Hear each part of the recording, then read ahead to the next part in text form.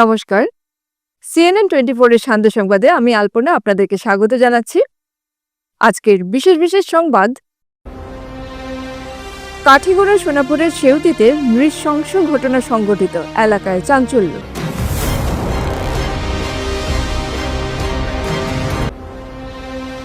Jagannath community ও skill centre উদ্বোধন করলেন মন্ত্রী রূপেশ গোয়ালা। বরমবাবা মন্দিরের উন্নয়নে 2 কোটির প্রকল্প ঘোষণা মন্ত্রী কৌশিক রায়ের।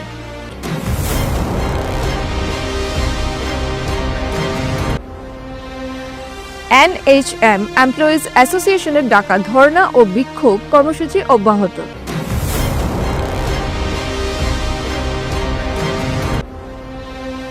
শ্রীভূমির লালছেড়া পঞ্চায়েতে সভাপতির বিরুদ্ধে জাতীয় সঙ্গীতকে অবমাননা করে পরিবেশনের অভিযোগ।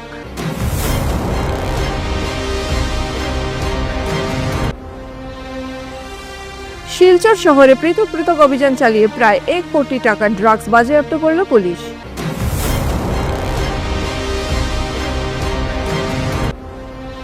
মহিলা বিশ্বকাপ ফাইনালে ভারতীয় মহিলা দলের ঐতিহাসিক জয়ে আনন্দের জোয়ার তারাপুরে।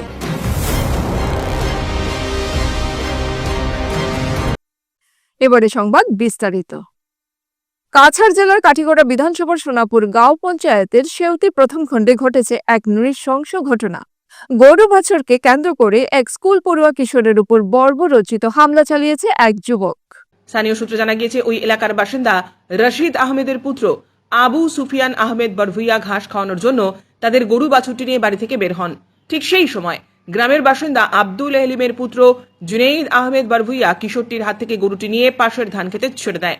এই নিয়ে আপত্তি জানাতেই রণচণ্ডী রূপ ধারণ করে জুনায়েদ। অভিযোগ, সে সুফিয়ানকে মাটিতে ফেলে বেধড়ক প্রহার করেছে। সুফিয়ানের চিৎকারে প্রতিবেশীরা ছুটে এলে অভিযুক্ত স্থান ত্যাগ করে পালিয়ে যায়। পরবর্তীতে ঘটনা নিয়ে বিহারা পুলিশ ফাঁড়িতে অভিযোগ দায়ের করা হলেও এখনো পর্যন্ত অভিযুক্তকে গ্রেপ্তার করতে পারেনি পুলিশ। এই নিয়ে প্রশ্ন উঠেছে, দরিদ্র পরিবারে এক কিশোরের উপর বিত্তবান পরিবারের যুবকের হামলায় প্রশাসন কেন নীরব? সুফিয়ানের পরিবার জানিয়েছে, বর্তমানে তার শারীরিক অবস্থা সংকটজনক এবং গুরুতর জখমের কারণে উন্নত চিকিৎসা করানো সম্ভব হচ্ছে না। তারা কাছাড় জেলার পুলিশ সুপারের কাছে অভিযুক্তের দ্রুত গ্রেপ্তার এবং ন্যায় বিচারের দাবি জানিয়েছেন। ছেলেটা একটা গরুর বাচ্চা লইয়া সেউতি নতুন মসজিদের সামনে, ওখানে একটা গরু বাচ্চা সরকারি একটা রাস্তার মাঝে আমার বাচ্চাটা দীর্ঘা দিছে, গরু বাচ্চাটা দান মাফিয়া। তখন এই সাইডে দিয়ে নেট লাগাইল একটা মালিকর বেহাড়া, আর ও বেহাড়ার কিনারও আমার বাচ্চাটা গরুটা দীর্ঘা দিছে। তখন দেওয়ার পরে ও ছেলেটা ছাড়ি দিছে, আমার আব্দুল আলিমর 2 নম্বর ছেলে জুনাইদ আহমদ ছাড়ি দিছে বাচ্চাটা। ছাড়ার পরে 1 ঘন্টা পরে আমার ছেলেটা আইছে, আইয়া জিকাইল, এই বাচ্চাটা গরুটা তুমি ছাড়লা এখানে, বলে এটা বেড়া ভাঙ্গি লাইব, এইখানে দিলে এখানে বেড়া ভাঙ্গি লাইব, এইখানে দিলে এখানে। ওটা খোয়ার পরে হে গিয়া তারে ধরছে, ধরিয়া ও পর্যন্ত মায়ের মারছে। এই ছেলেটাই আমার ছেলেটারে মারা যার পর যে প্রাণে মারি লাইব ওরকম ছেলেটা সিদ্ধান্ত নিছে। নেওয়ার সূত্রে জানা গেছে যে এই ছেলেটায় যে হিসাবে মারছে, এই ছেলেটায় নিশা করিয়া নিশা হিসাবে এই ছেলেটায় মারছে। আমার ছেলেটারে ফালাইয়া হে ও পর্যন্ত উড়া শুরু করছে। ফিনিশিংও তারে 2 জন মানুষে আমার ছেলেটার উপরে তাকে তারে লামাইয়া নিছেন, হে উড়ে। আমি দেখাইতাম পারিয়ার না, আমার 15.5 বছর বয়সের বাচ্চা অনুমান আমি কইয়ার। বাচ্চাটার এখন আমি দেখাইতেও পারিয়ার না, বাচ্চাটার কুশ ফুলা আছে। আমি গিয়া বিয়াড়া পুলিশ বাড়ির দরাস্ত আমি ওই গেছি, ওইয়া আমি এফআইআর দাখিল করে লাইছি। আর এখন আমি উপযুক্ত নিয়া বিচার আমি চাই। মঙ্গলবার থেকে 3 দিন ব্যাপী বরাক উপত্যকার শিলখুরের ঐতিহ্যবাহী শ্রী শ্রী বরমবাবা মেলার সূচনা হয়েছে। এদিন সকালে শিলচর ভারত সেবাশ্রম সংঘের স্বামী গুণসিন্ধু নন্দজি মহারাজ ফিতা কেটে 84তম মেলার উদ্বোধন করেন। অনুষ্ঠানে উপস্থিত ছিলেন মুখ্য অতিথি মন্ত্রী রূপেশ গোয়ালা, মন্ত্রী কৌশিক রায়, সাংসদ পরিমল শুক্লবৈদ্য, সাংসদ কনাথপুর কায়স্থ, বিধায়ক নিহার রঞ্জন দাস, কাছাড় জেলা পরিষদ সভাপতি কঙ্কন নারায়ণ সিকিদার, জেলা শাসক মৃদুল যাদব, এসএসপি পার্থ প্রতিম দাস, কাছাড় জেলা বিজেপি সভাপতি রূপম সাহা, মেলা পরিচালন সমিতির সভাপতি DN সিং, সমাজসেবী উদয়শঙ্কর গোস্বামী, মেলা কমিটির কর্মকর্তা সুবচন গোয়ালা, প্রদীপ কুর্মী, পুরোহিত জওহরলাল গোস্বামী, তারপর বরমবাবা মন্দির, শিব মন্দির, শক্তি মন্দির, লক্ষ্মীনারায়ণ মন্দির, রাম মন্দির, রাধাকৃষ্ণ মন্দির, গণেশ মন্দির ও হনুমান মন্দিরে পূজা পাঠ আরতি শুরু হয়। প্রধান পুরোহিত সবিতা শর্মার নেতৃত্বে মোট 17 জন পূজারী পূজার্চনা করেন।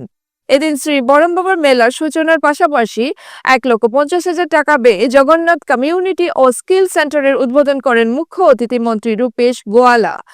সভায় বরমবাবা মন্দিরের সামগ্রিক উন্নয়ন ও যাত্রী নিবাস নির্মাণে 2 কোটি টাকার প্রকল্প নেওয়া হয়েছে বলে জানান মন্ত্রী কৌশিক রায়।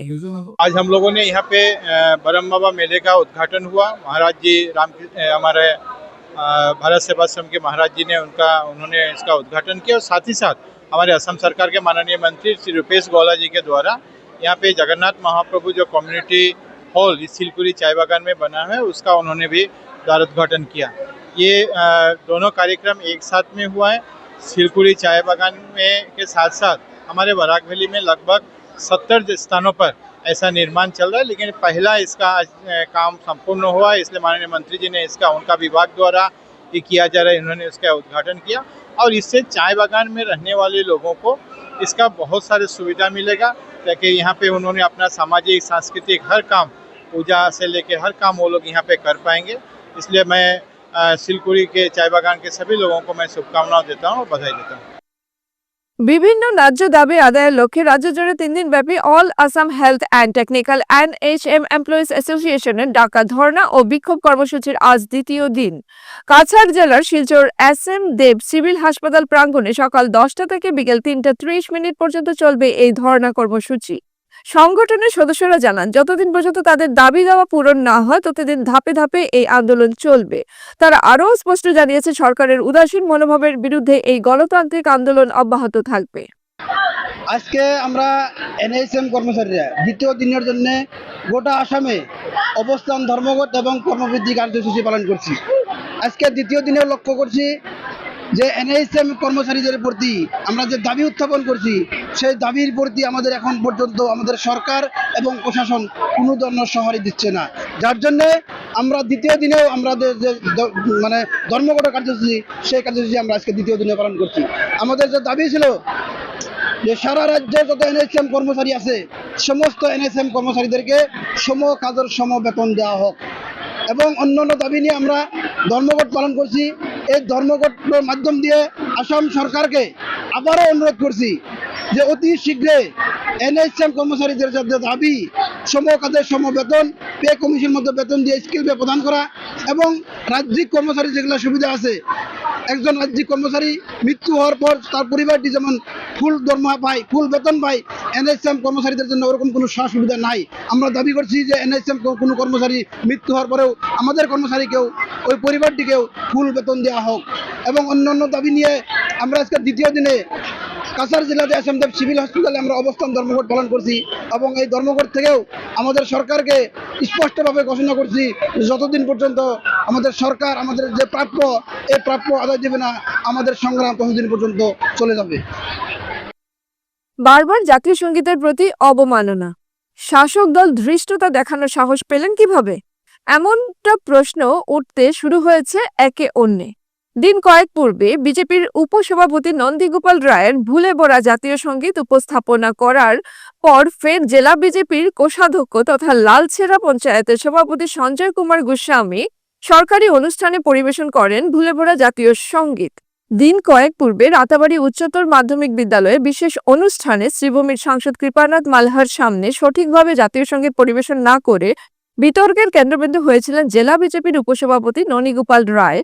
আর এবার সমষ্টির বিধায়ক বিজয় মালাকারের সঙ্গে সরকারি অনুষ্ঠানে দাঁড়িয়েও জাতীয় সঙ্গীত সঠিকভাবে উপস্থাপন করতে পারেননি লালছেড়া পঞ্চায়েতের সভাপতি তথা শ্রীভূমি জেলা বিজেপির কোষাধ্যক্ষ সঞ্জয় কুমার গোস্বামী। ঘটনা সংঘটিত হয় রামকৃষ্ণনগর সমজেলার 24 নম্বর রায়পুর মডেল অঙ্গনওয়াড়ি কেন্দ্রের শিলান্যাস অনুষ্ঠানে।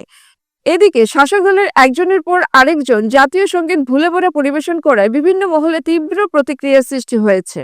এভাবে জাতীয় সঙ্গীতের প্রতি অবমাননা অনেকেই নিন্দা জানান অনাকাঙ্ক্ষিত ঘটনা নিয়ে।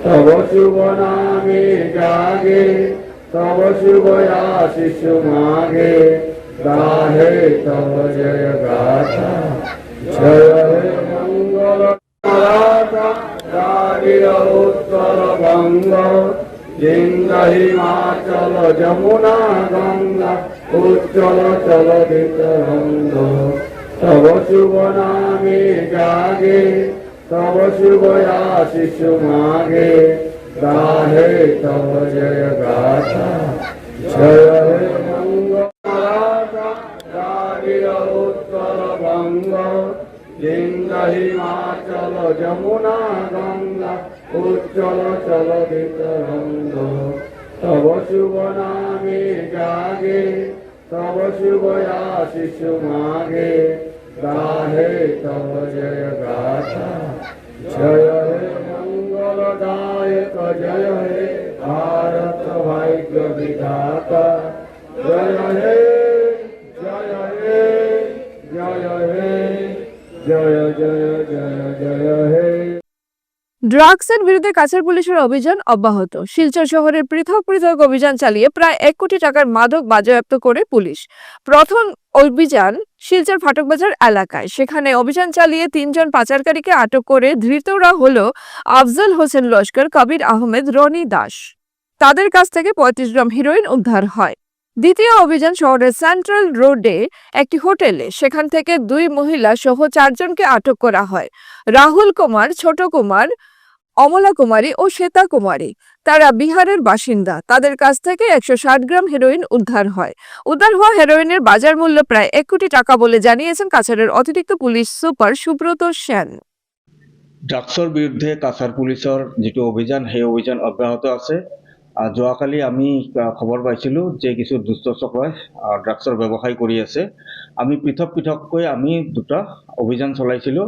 প্ৰথম অভিযান ৰাতিপুৱাৰ ভাগতে চলিছিল আৰু তাত 3জনকৈ ব্যক্তি আমি আটক কৰিবলৈ সক্ষম হৈছিলোঁ আৰু তেওঁলোকৰ পজিশ্যনৰ পৰা 100 ফাইল ছাছপেক্টেড হিৰইন আমি জব্দ কৰিবলৈ সক্ষম হৈছোঁ, যিটোৰ ওজন আছিলে 35 গ্ৰাম। তাৰ লগতে এখন স্কুটি আৰু 2টাকৈ মোবাইল ফোন আৰু কিছু কেছ পইচাও তেওঁলোকৰ হাতৰ পৰা জব্দ কৰিবলৈ সক্ষম হৈছোঁ। এই 3জনকৈ লোক, তেওঁলোকৰ নাম হয় আফজল হুছেইন লস্কৰ, কবিৰ আহমেদ লস্কৰ আৰু ৰনি দাস। ঠিক সেনেদৰে আবেলিৰ ভাগত আমি আৰু এটা ৰেড কৰিছিলোঁ আৰু তাত ৰাহুল কুমাৰ, ছোটু কুমাৰ, কমল কুমাৰী আৰু শ্বেতা কুমাৰী, এই 4জন ব্যক্তি, তেওঁলোকৰ ঘৰ বিহাৰত। আৰু আমাৰ ইয়াত আগতে আমি কিছু সম্ভেদ পাইছিলোঁ যে তেওঁলোকে সুদূৰ বিহাৰৰ পৰা আহি আমাৰ শিলচৰ চহৰত তেওঁলোকে নিচাযুক্ত দ্ৰব্যৰ ব্যৱসায়ত তেওঁলোকে লিপ্ত হৈ আছে বুলি। আৰু যোৱাকালি আমি এই 4জন লোককে হাতে নাতে ধৰা পেলাইছিলোঁ। এখন হোটেলত তেওঁলোকে আত্মগোপন কৰি আছিল, চেণ্ট্ৰেল ৰোডৰ এখন হোটেলত। আৰু তেওঁলোকৰ পজিশ্যনৰ পৰা আমি 160 গ্ৰাম আমি ছাছপেক্টেড হিৰইন আমি জব্দ কৰিবলৈ সক্ষম হৈছিলোঁ, যিটো তেওঁলোকে চাবোনৰ কেছত লুকুৱাই লৈ আহিছিল। জয়ের খবর ছড়িয়ে পড়তেই এলাকা জুড়ে শুরু হয় উৎসবের আমেজ। তারাপুর মার্চেন্ট অ্যাসোসিয়েশন ও নরসিং রোড উন্নয়ন সমিতি সহ বিভিন্ন সংস্থা ও সংগঠনের কর্মকর্তারা আতশবাজি পুড়িয়ে ও মিষ্টিমুখ করিয়ে ভারতের মহিলা দলকে জানিয়েছেন আন্তরিক অভিনন্দন। স্থানীয়রা বলেন এই জয় গোটা দেশকে গর্বিত করেছে এবং মহিলা ক্রিকেটে ভারতের নতুন দিগন্তের সূচনা করেছে। বলছিলাম কালকে আমাদের India team, women's Indian team প্রথমবার বিজয়ী হলো, ফাইনালে বিজয়ী হলো, বিশ্বের সর্বোত্তম খেতাব জিতলো। তো আমরা এই খুশিতে আজকে আমরা অনেক বাজি ফুটিয়েছি। বাজি ফোটানোর কারণটা, আজকে বাজি ফোটানোর কারণটা কালকে মধ্যরাত্রিতে এটা খেলাটা সমাপ্তি হয়েছিল বলে আমরা গতকালকে আমরা করতে পারিনি। এবার আমরা খুব উত্তেজিত হয়ে আমরা এবার করলাম। আর এই সৌজন্য হলো এটা তারাপুর মার্চেন্ট অ্যাসোসিয়েশন এবং Aryans club, new Aryans club এবং নরসিং রোড উন্নয়ন সমিতির তরফ থেকে। দেশের সবাইকে আন্তরিক শুভেচ্ছা এবং সবাইকে অনুরোধ করছি আপনারা যেন আমাদের মহিলাদেরকে আরও উৎসাহিত করেন এবং সবাইকে যেন আরও আগ্রহ করেন যাতে এই দেশের জন্য আরও করতে পারে। অনেক কিছু করতে পারে, দেশকে আরো উন্নতি করতে পারে। ধন্যবাদ। আজকের বিস্তারিত সংবাদ এখানে সমাপ্ত হলো। ধন্যবাদ।